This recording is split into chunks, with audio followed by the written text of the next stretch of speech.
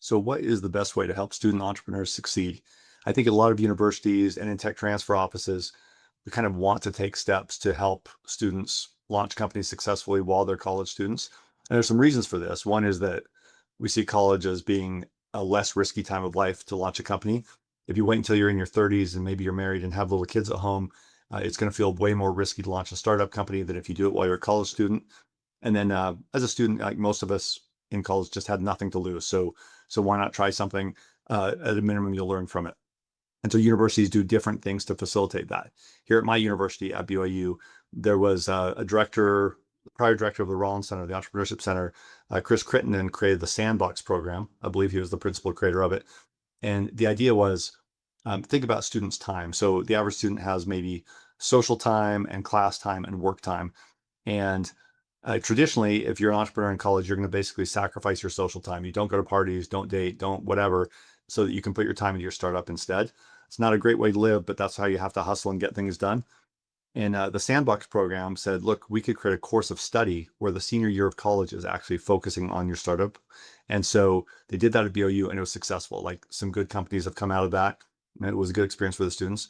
So after he left BOU, Chris Crittenden, who I'll interview on the BOU Tech Transfer podcast soon, by the way, but he I think I interview him next week, and so it should be up in 2 or 3 weeks. But after he left, he started a Sandbox organization. So Sandbox is, I think it's a for-profit company, and they run a similar sort of curriculum at several schools in Utah and Arizona and a couple other states, and it spread pretty quickly. And so anyway, that's one solution to the problem, is to take class time and turn it into startup time. Here in my office in tech transfer, there have been some cases where we hired a student programmer to work here on their own project that they were licensing.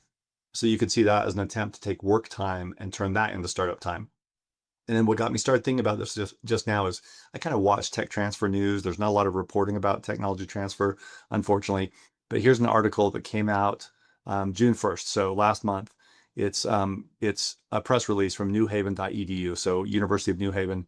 And the headline is University of New Haven announces landmark collaboration with the New England nonprofits to commercialize student inventions.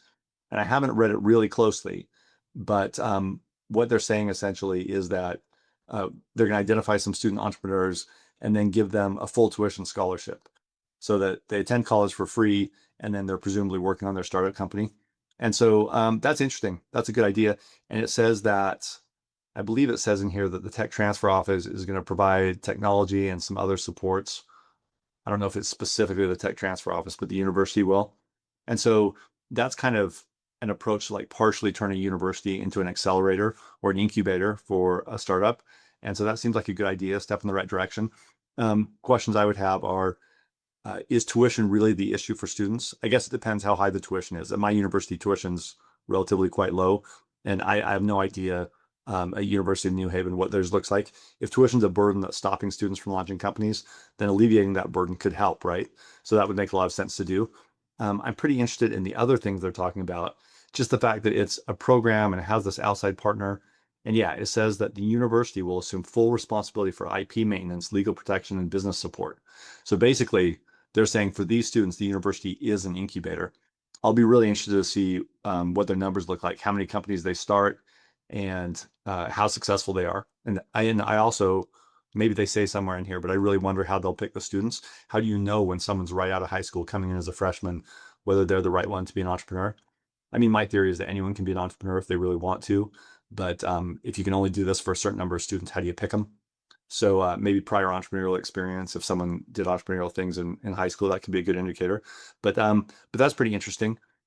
So we're focusing on students here. There are other things you could do to make entrepreneurship easier. At University of Colorado at Boulder, they're Colorado University rather at Boulder, they have a program. What is it called? It's like Aspire or something like that.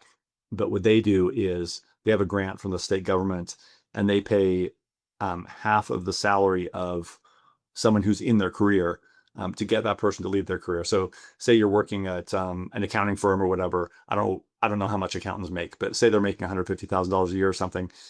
This program would say, look, quit your accounting job and we'll pay you $75,000 a year. And then you come and work on a startup instead. So that, like this student program, that's the theory is that financial burden is what's stopping people from launching companies, and they've had success with it. So for them, that seems to be correct. Will it be the case for students also? I hope so. I mean, I hope this University of New Haven thing works out. Um, and then other things you can do for students. I always think when we do our deals, when we license to students, what else can you provide them other than uh, the technology and favorable deal terms? And Taylor Bench at Summit Venture Studios got me thinking about this. He said, connections to alumni are very valuable and will help students succeed. So I've tried to connect students with the right people sometimes.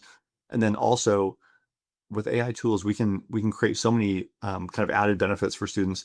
I like to give them a software tool that's ready for the market, and then also give them a list of 500 prospects. And I've just had AI scrape them, like get the information for me, because then the prospect for the student is all I have to do is call through and talk to these people and tell them about the product, and I'll quickly learn whether there's a pain point, how the technology needs to be maybe changed, and then potentially I'll pick up some customers. So those are some things. But I'm always kind of brainstorming what will help students succeed with startups.